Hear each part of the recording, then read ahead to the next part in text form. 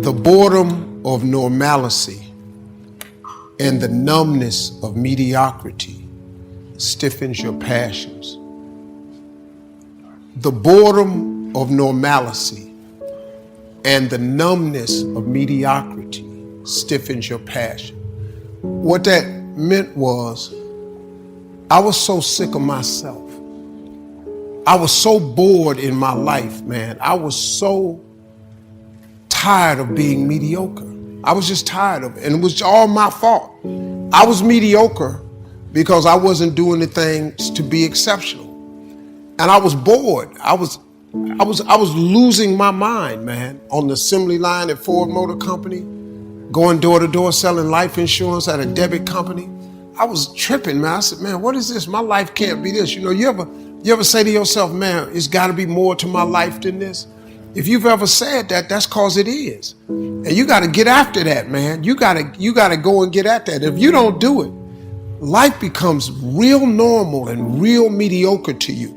Now, there's nothing wrong with being normal, but if normal is getting on your nerves, then you got to change something. Everybody has to determine what their own normal is. Normal for me is going to be different from you. Normal for you is different from me. But once you determine what normal is for you and you ain't okay with that no more, you got to go do something, man. Because that shit get on your nerves, man. Being mediocre was driving me crazy.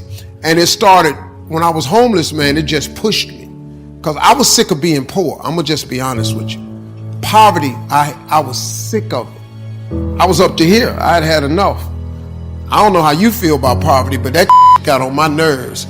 And homeless is a whole nother level of poverty. Not having a bathroom, a bedroom, a back door, a TV, a phone. You know, I was homeless in the 80s, man. There wasn't even no cell phones then. Wrap your mind around that. So I ain't got no phone. I ain't got no backyard. Man, I said, hold up. And I ain't trying to be preachy or nothing, but that pushed me towards my faith. My mom was a Sunday school teacher. It pushed me back to what she was trying to teach me. And when I went back to that, then I started turning the corner. Because I had lost my faith, man. I thought God wasn't listening. He was listening. I just wasn't asking for nothing.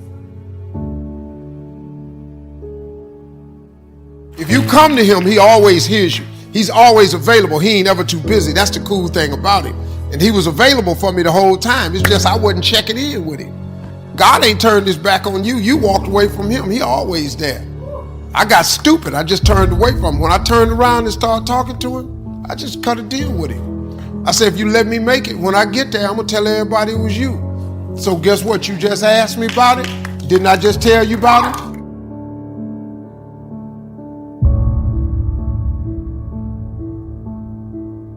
When you think about your life, you think about where you are right now. You might be facing eviction, foreclosure, losing your job, losing your business, losing your relationship, whatever it is. These 5 words, you want to keep in your mind. Warner said 5 words. The will to do it. What will it take when you put all your money, everything, money you borrowed, money you didn't have in a business, and because of external circumstances that had nothing to do with you, customers are no longer coming in, people are fearful of their lives? What will it take for you to pick up the pieces and start all over again? The will to do it. I changed it to the hunger to do it. Optimism. Having a spirit of optimism. No matter how bad things are, or how bad things get, we are going to make it. Reinvent yourself. Your best thinking has brought you to where you are. Your true thinking can take you where you want to go.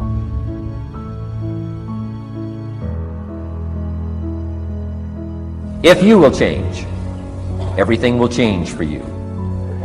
You don't have to change what's outside. All you've got to change is what's inside. To have more, you simply have to become more. Don't wish it was easier. Wish you were better. Don't wish for less problems. Wish for more skills. Start working on yourself, making these personal changes. I want to get better and better. I want my craft to get better, my business operations to get better, the things I do to get better. Because once I picked up this simple formula, I'm telling you, it's easy to figure out where the problem is if you go to work on it. It takes time to bring value to the marketplace, but we don't get paid for time. It's very important for kids to understand, as well as adults. We don't get paid for time. You get paid for the value you put in the time. Is it possible to become twice as valuable and make twice as much money in the same time? Is it possible to become 3 times as valuable as you now are and make 3 times as much money in the same time? Is that possible? Of course. All you have to do to earn more money in the same time is simply become more valuable.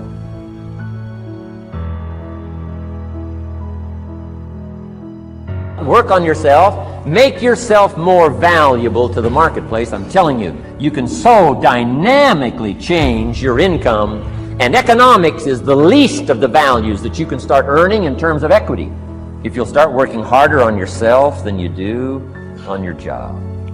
Work hard on yourself and develop the skills. Work hard on yourself and develop the graces. All of the stuff necessary to become more valuable to the marketplace. I'm telling you, your whole life can explode into change. Promotions, no problem. Becoming more valuable to the company, I'm telling you, no problem. Money, no problem. Economics, no problem. Future, no problem. If you just go to work on the right thing. Not get things out there to change. Don't try to change the seed. Don't change the soil. Don't change the sunshine. Don't change the rain. Don't change the mix of seasons. Let the miracle of everything that's available work for you, and start working on the inside. Work on your philosophy. Work on your attitude. Work on your personality. Work on your language. Work on the gift of communication. Work on all of your abilities. And if you'll start making those personal changes, I'm telling you, everything will change for you.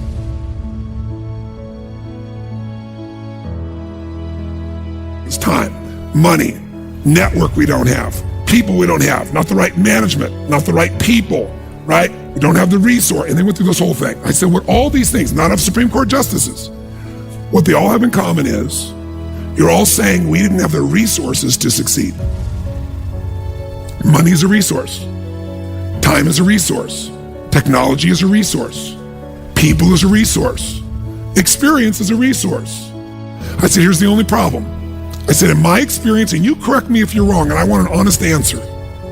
When we get out of ourselves and we look at human beings and their ability to succeed or fail, how many people you've ever met who did not have the resources and they beat somebody who had all the resources? I said, resources, when you look at the most powerful and effective people in history, were never the problem. They didn't have the resources, but they got them. How do people get resources when they don't have them? And the answer is they're resourceful. The ultimate resource is resourcefulness. That's what makes someone successful. And here's what's great about resourcefulness. Who has it within them? Who? Every human being, but the question is whether you access it or not.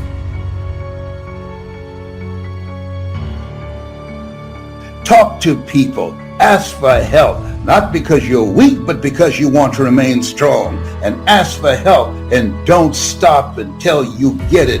But the major key to your and my future, the major key to you and my being able to put our lives together, to get up and move forward, the major key to creating the next greatest version of ourselves and looking out for our families and improving our lives and our community. A major key is you. It's me. It's all of us.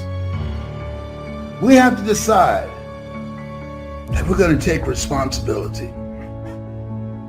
You never know how strong you are until being strong is your only choice. And you're strong. You've been given authority and dominion. You're strong on everything on the face of the earth. You are strong.